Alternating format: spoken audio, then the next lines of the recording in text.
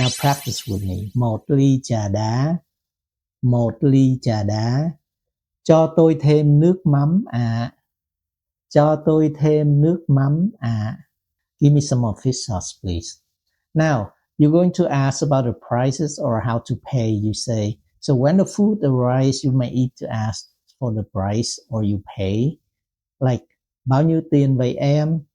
Bao nhiêu tiền vậy em? Like, how much is it? Okay. Tôi trả bằng thẻ. Tôi trả bằng thẻ là I'll pay by card.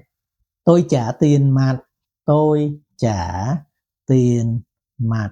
I'll pay cash. Tôi trả tiền mặt. So another tip. So when you say the number, make sure you use the correct tones, okay? Because you might accidentally say 500,000 dong instead of 50,000, okay?